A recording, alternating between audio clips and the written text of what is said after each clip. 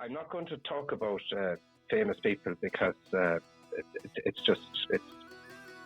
no different than you or I. But you'd get a lot of politicians, actors, musicians, the whole spectrum of them. None of them really leave an impression on me anyway, to be honest with you. But I tell you one about. No, I don't know. I suppose he's famous, but I called him a feckin' Egypt anyway. And here's what happened: was I was gillying on Ballynahinch for the first week in July for a fella called Don Carroll. This is Carroll's Cigarette. I was Don's gilly, and always the first 7 days in July was year on, year off. That was always with Don. And sometimes he'd have a guest with him for the week. And this time he had a guest, a fella from Belgium, an outlet from Belgium. So anyway, 3 days into the fishing, we were fishing Beat 1 in Ballynahinch, and we were fishing on the far bank. And on the near bank, there's all rushes and reeds. And he hooked a fish about 5 or 6 pound. And the fish kept, trying to run into the rushes on him, And I kept saying to him, I said, don't let him in there. I said, pull him out. And he wasn't stopping the fish at all. And was it a trout? The fish went. No, it was a grilled salmon. Yeah. The fish went straight into the reeds anyway. I says, you feckin' idiot. I says, I told you not to let him into the reeds. And sure, the fly, we lost the fly as well, which kind of really annoyed me because I only had the one of it and it was working very well that week.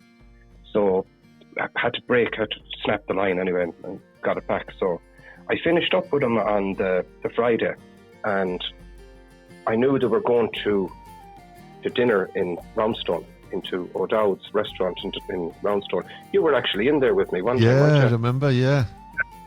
Chowder. You had a liquid lunch as well, I think.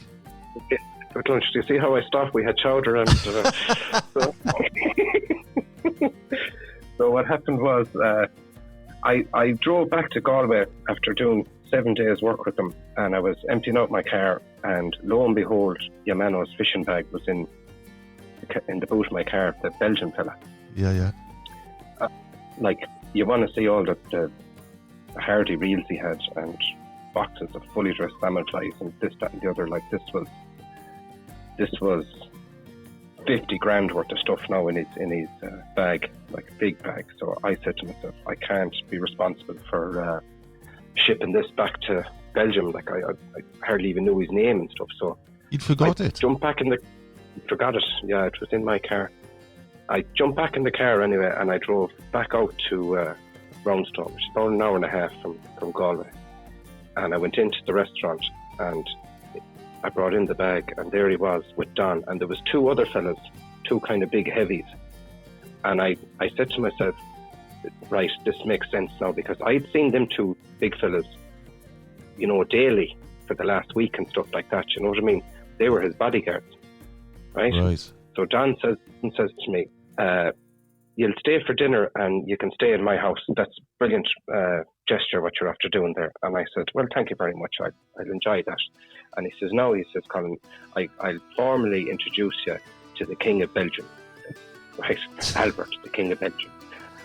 And I went, oh, hello. How do I refer to you? I said to him, and he says, well, most people will call me Your Majesty. He says, but I loved it when you called me a feckin' Egypt. So I'm not used to being called a feckin' Egypt, he said. Right, so I said, I just called the King of Belgium a feckin' Egypt. So that was